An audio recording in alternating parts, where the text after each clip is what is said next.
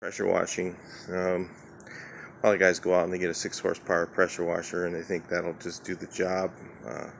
If you have a lot of paint peeling on your house, you need to get a larger unit.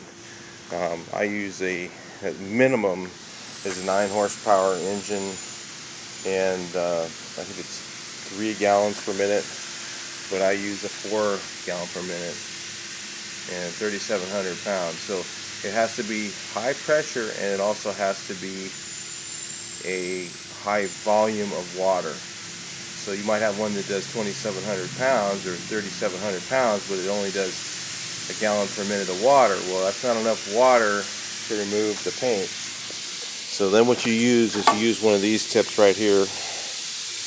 This is basically a spinning tip. You can get these almost anywhere, Lowe's, Home Depot. They're about 60, 70 bucks. If you have one of those little electric power washers and it has one of those on it, just don't bother. Just go. You got to get a real power washer, guys.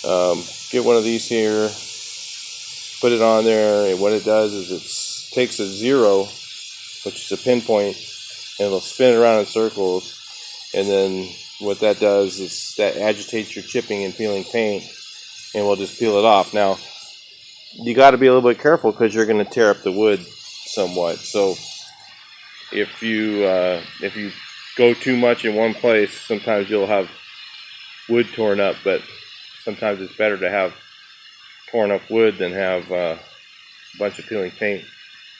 But just so you know, once your paint peels once, it'll probably peel again. You still have to scrape it somewhat, but it'll be a lot easier to scrape if most of it's off. So if you have a newer home in the 80s with rough sawn wood, you can use this and it'll pretty much remove almost all the paint that's peeling, and then you'll just have to just paint right over it without even scraping it sometimes. So that's a little trick to paint, to do your pressure washing, and how to not have to scrape as much on your eaves.